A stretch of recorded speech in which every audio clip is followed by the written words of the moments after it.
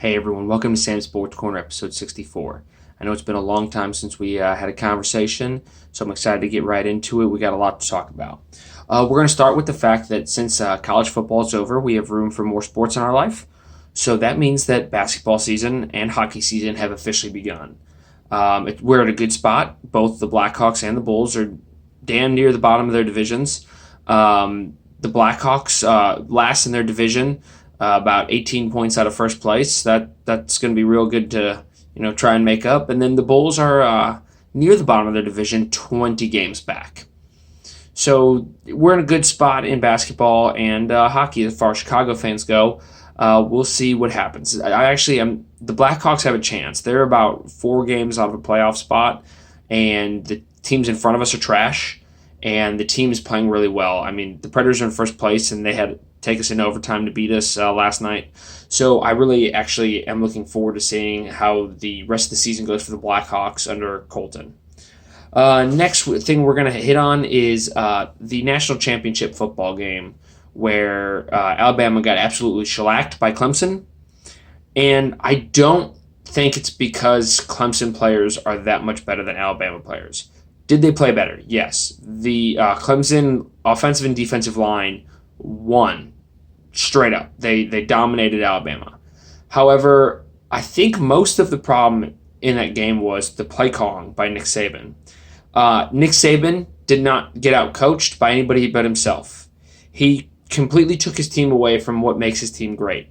They were trying weird trick plays and cutesy stuff that you really only need as a team when you're trying to beat someone that much better than you. And I don't think Clemson was that much better than them, and they ended up out-coaching and basically digging themselves into a hole that they then couldn't get out of and kept trying to use crazy stuff, and it just kept getting worse. 5 trips into the red zone that only led to 1 touchdown, and then a turnover, 3 turnover on downs and an interception.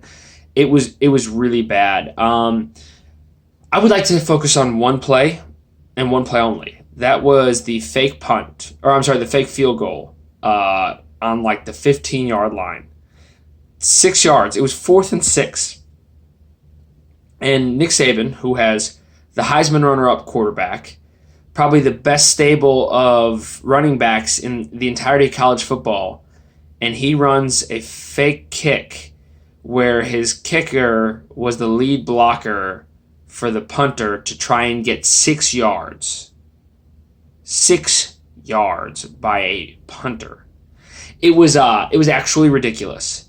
It was the probably the worst play call in the history of play calls. I don't know if I've seen anything worse. It obviously failed. They didn't even make it back to the line of scrimmage, as you would expect, because Clemson has a real. When they were lined up, Clemson was lined up for knowing it was a fake kick. It was so bad, and they totally blew up the play. Like, if no one would have faulted Nick Saban on that play if he'd just went for it at 4th and 6. But when you try that fake kick BS, it was so bad. They're going to be great again next year, both Clemson and Alabama. That's probably what we're going to see for the next 3 years, is that exact same game with a different winner each year.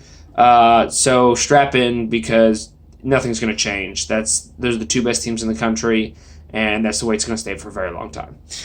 Next, we've got to talk a little playoff football.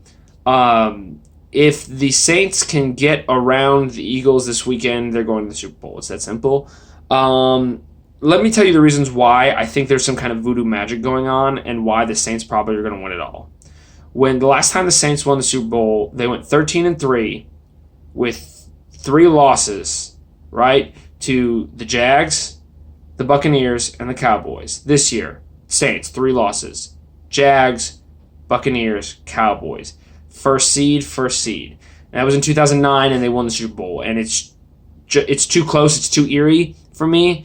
And I think there's some kind of dark magic here. Drew Brees is breaking records. He's doing all these perfect things. He's a great ambassador for the NFL. The same type season feel.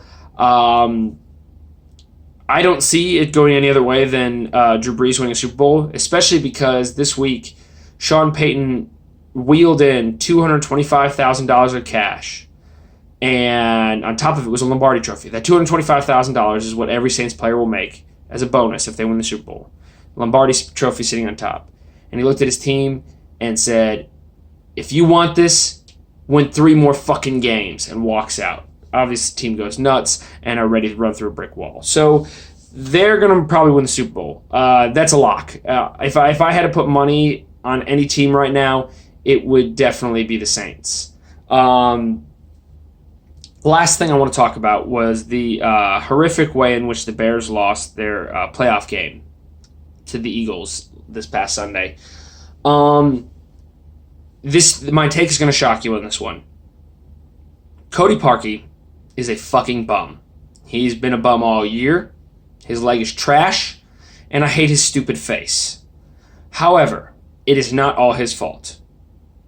I'm going to repeat that. Yes, he should have made that kick. Him not making that kick is the direct reason we lost the game. However, we should not have put ourselves in the situation where a kicker who, leading up to this point, had missed 10 kicks this year, 5 of them bouncing off uprights. We should not have put the game on his leg. It should never have gotten to that point. Matt Nagy was calling the game horribly in the first half. Mitch Trubisky was playing mediocre in the first half. Our defense, Mitch Trubisky and Matt Nagy's play callings did get significantly better in the second half. It wasn't enough. Tariq Cohen only touched the ball 4 times, which is outrageous. Our defense giving up a late touchdown and on a fourth and goal. They needed to make that stop. They didn't.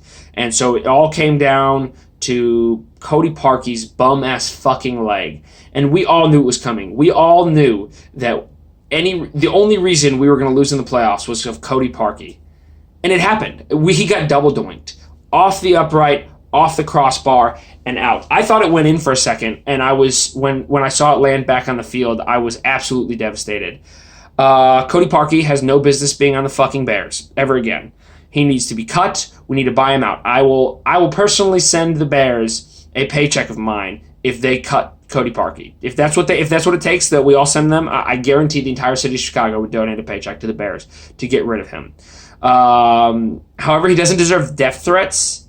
However, this new PR campaign, we're like, oh, it was tipped. If you do it in super slow-mo and do it in this weird 3D angle, you can see that it barely grazed like a millimeter of this dude's finger. I'm telling you, I'm 95% sure that is a Chicago Bears and NFL Photoshop video to try and make it so that this dude doesn't get literally, I don't know, murdered in the streets. They're just trying to protect him from mob mentality.